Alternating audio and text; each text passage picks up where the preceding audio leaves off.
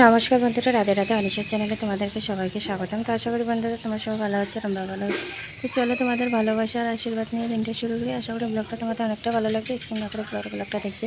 এখানে সকালের ভাত সবজি বসাই দিয়েছি। তো কালকে রাত্রেবেলা যে ভাত রান্না করছি, অল্প কিছু ভাত রয়ে গেছে।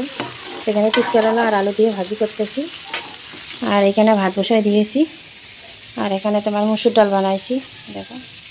তো মুসুর ডাল হয়ে গেছে। তো এখানে এখন কচুর পাতা তুলে নিয়ে আসলাম, কচু পাতার ভর্তা বানাবো।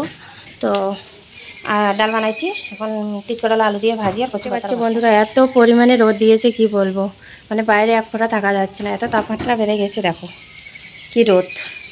তো যারা মাঠে কাজ করতেছে তাদের অবস্থা না জানি কি হাল হয়ে যাচ্ছে। আর সব থেকে বড় কথা, আমার বরের অবস্থা যে কী হচ্ছে, কেননা এই গরমের মধ্যে মার্কেটে ফুটপাতে ও মাল বিক্রি করতেছে।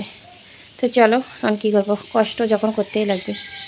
তো এখানে কিছু থাল বাসন রয়েছে, এগুলো একটু করে মেজে নেব। এখানে কাঁচের বড়গুলো রেখেছি ধোয়ার জন্য, দেখো উপরে লাইন করে সব কিছু রেখেছি, এগুলো ধুয়ে দেবো। আর নিচে বেশি কিছু নেই, এখানে তেলের ড্রামটা রাখছি, আর এখানে 2-1টা বয়ম রাখছি, এগুলো গোটাবার রান্নার পরে। তো এই যে কচু পাতাগুলো এখন বাজিয়ে নেবো সুন্দর করে ভালোভাবে দেখে, কারণ বর্ষাকালের দিন বুঝতেই পারো, আর পোকা টোকা তো থাকতেই পারে, যার জন্য পাতাগুলোকে একটু ভালো করে মানে বাঁচিয়ে দেখে তারপরে ফুটে নেবো। আর কচু পাতার মধ্যে নোংরা কাঁচরা থাকলেও কিন্তু যেতে জানা যায় না, তো কচু পাতা জল দিয়ে ভিজানো যায় না। তো চলো কন্টিনিউ ব্লগটা দেখতে থাকো।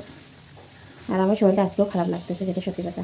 তোমার কথা শুনে বুঝতে পারছো যে আমার কথা বলার কোনো এনার্জিও নেই, খুব খারাপ লাগতেছে, কষ্ট লাগতেছে।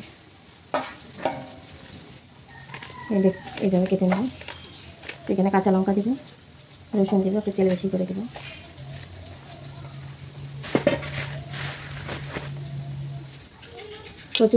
কচু পাতার ভর্তা আর গরম গরম যদি ভাত হয়েছে, মানে শীতকালে কিন্তু এটা জমে ভালো, খুব ভালো লাগে।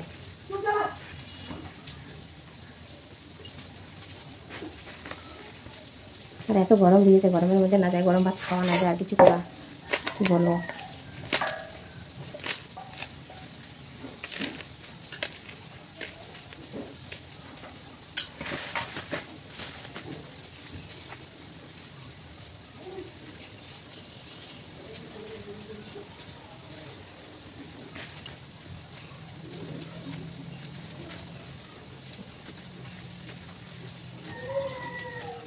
তো বন্ধুরা দেখতে পাচ্ছ যে ভাজা হয়ে গেছে, ভাজাটা নামাই নিলাম। তো এখন এখানে একটু তেল দিয়ে দিব, আর কড়াইটা দিলাম না, ওই কড়াইয়ের মধ্যে দিয়ে দিচ্ছি। একটু বেশি করে তেলটা দিয়ে দিলাম, কারণ ভর্তা বানাবো তো।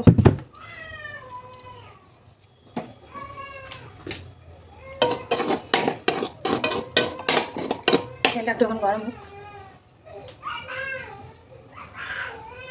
ওই দেখো মেয়েও আমার রান্না করতেছে।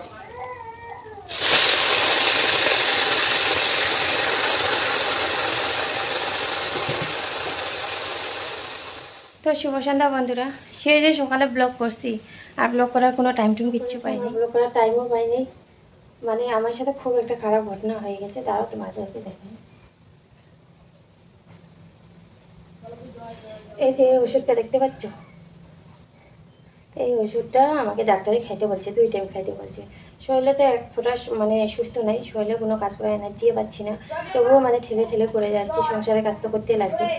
তারপরে এই ওষুধটা আমি সকালে 1 সিপি খেলাম, কারণ খাইতেও পারতেছি না, কিচ্ছু খাচ্ছি না, তো চলতেও পারতেছি না। বাচ্চা কাচ্চা নিয়ে সংসারের কাজ অনেক কিছু, বিভিন্ন রকমের সব কিছু মনে করো করতে লাগে। তো আমি সকালবেলা এই ওষুধটা 1 সিপি খেয়েছি। তো প্রায় কয়টা বাজে তখন, 10টা 11টা বাজে। ওই যে সকালে একটু ব্লগ করেছি, আর কিন্তু করার টাইম পাইনি, মানে করার টাইম কি, আমি মানে মোড়াই হয়ে গেছি আজকে এই ওষুধটা খাওয়ার পরে।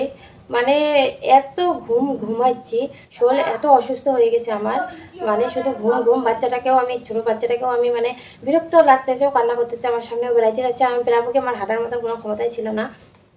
তো বাচ্চাটাকে আজকে একটা মার দিয়েছি, যেটা সত্যি কথা খুব মানে ইসে করতেছে, জ্বালাচ্ছিল আর কি।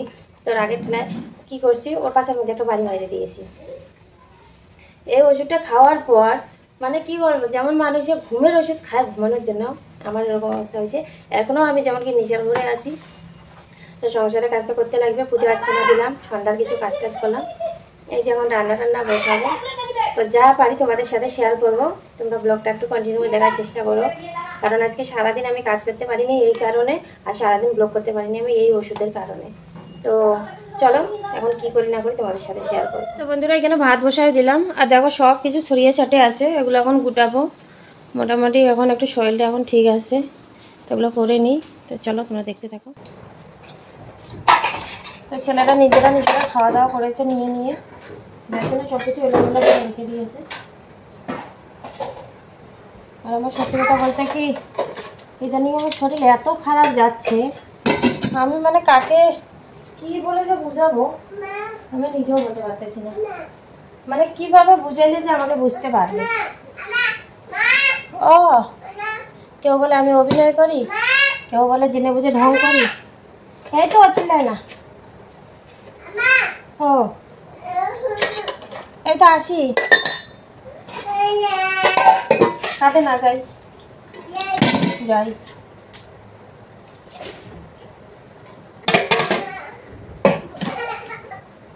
মেয়েটা আমার ব্যথা পাইছে। কোথায় ব্যথা পাইছো মা? ওহো কোথায় ব্যথা পাইছো?